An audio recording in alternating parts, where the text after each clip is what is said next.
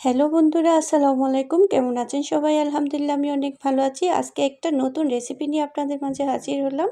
তো আমার সাথেই থাকুন। রেসিপিটা হচ্ছে ফুলকপির। কম বেশি শীতকালে ফুলকপি সবার বাসায় থাকে। তো আজকে ঝটপট করে আমি ফুলকপির একটা কোপ্তা করব। তো কিভাবে করতেছি একটু দেখুন সবাই মনোযোগ সহকারে। আমি এখানে অল্প পরিমাণ ফুলকপি নিয়েছি। আমি বেশি করব না, প্রায় 10-12টা মতোই করব, এই জন্য অল্প পরিমাণে নিছি। এখানে লবণ দিয়ে সিদ্ধ করতেছি। তারপর আমার এখানে একটা রসুন, 1 কোয়া রসুন কুচি কুচি করে কেটে নিলাম, 2টা কাঁচামরিচ, তারপর পেঁয়াজ কুচি করে নিছি। তো কাঁচামরিচ জালটা আপনাদের পছন্দ অনুযায়ী দিবেন আপনারা। এই তো আমার ফুলকপিগুলো সিদ্ধ হয়ে গেছে। আর হচ্ছে সিদ্ধ ডাল, মসুর ডালগুলা সিদ্ধ করে নিয়েছি অল্প পরিমাণ। এগুলো হচ্ছে মসুর ডাল। তো সবগুলা উপকরণ আমি একটু কষলায় নিচ্ছি। আর একটা সিদ্ধ ডিম দিব। তো এই ফুলকপির কোপ্তাতে আপনি যতই ধনেপাতা বেশি করে দিবেন, ডিম বেশি করে দিবেন, ততই মজা হয়। তা আমি ডিমটা একটু কুচি কুচি করে কেটে নিচ্ছি। তারপর ফুলকপি সবগুলো উপকরণ আমি ভালো মতো কষলায় নিচ্ছি। এই কোপ্তাটা যদি না খান, অবশ্যই আমার রেসিপিটা দেখে তাড়াতাড়ি করে বানিয়ে ফেলবেন। তো আমি এখানে কাঁচা ধনেপাতা দিছি বেশি পরিমাণ। আসলে মাঝে মধ্যে আমাদের চট্টগ্রামের ভাষায় চলে আসে, সরি। তো এখানে আমি সয়া সস দিচ্ছি। সয়া সস আমি বেশি দিই নাই, আমি 1 টেবিল চামচ মতো সয়া সস দিছি। তারপর আমি আবার ভালো মতো মেখে নিচ্ছি। এই কোপ্তাটা না খেলে আপনারা বুঝবেন না কি পরিমাণ মজা। এখানে ধনিয়ার গুঁড়া, লবণ, হলুদের গুঁড়া, মরিচের গুঁড়া সবগুলো আমি পরিমাণ মতন দিছি। পরিমাণ মতো বলতে আমি হলুদের গুঁড়া 1 টেবিল চামচ দিছি, লাল মরিচের গুঁড়া 2 টেবিল চামচ দিছি, তারপর ধনিয়ার গুঁড়া দিছি 1.5 চামচ, আর লবণ হচ্ছে স্বাদ অনুযায়ী। তো এগুলা ভালো মতো আবার আমি কষলায় নিচ্ছি সব উপকরণগুলা। তারপর এখানে আমার একটা কাঁচা ডিম দিতে হবে। এখানে আমি সিদ্ধ ডিমও অ্যাড করছি, আবার কাঁচা ডিমও অ্যাড করব।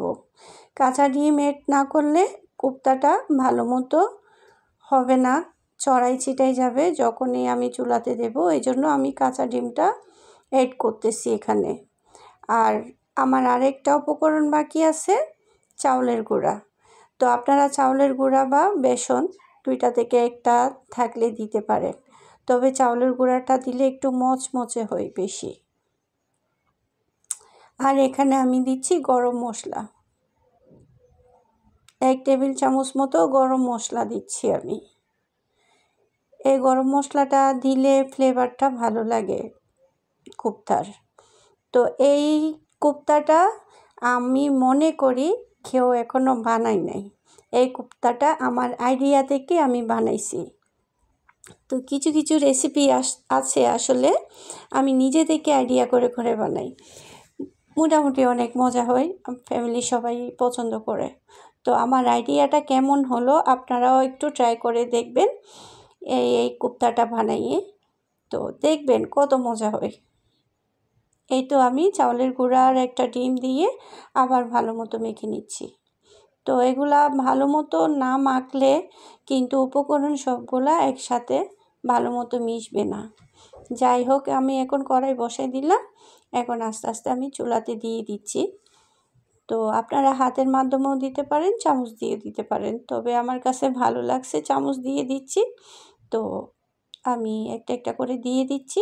বড় বড় সাইজ করছি আমি এই কোপ্তাগুলা।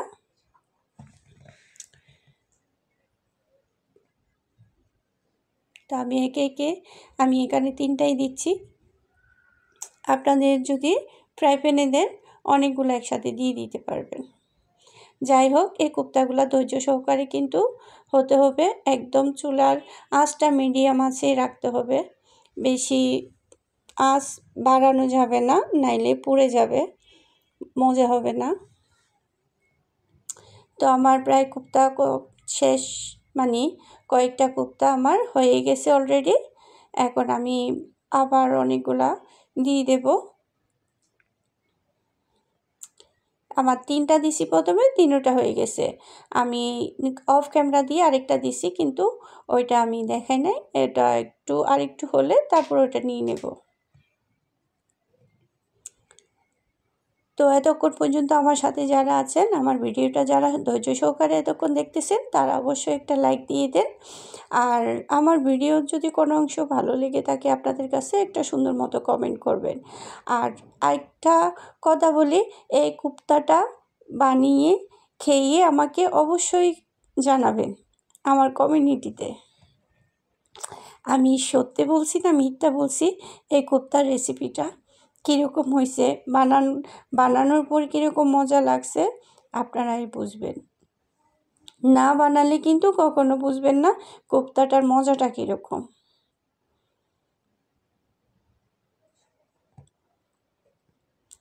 তো আমার অলরেডি অনেকগুলা কোপ্তা হয়ে গেছে।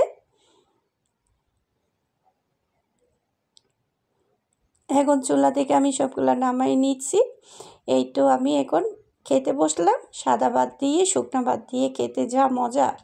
তো আজকের মতো এতটুকুই। সবাই ভালো থাকবেন, সুস্থ থাকবেন, আর আমার জন্য, আমার পরিবারের জন্য সবাই দোয়া করবেন। ওকে, আল্লাহ হাফেজ, আসসালামু আলাইকুম।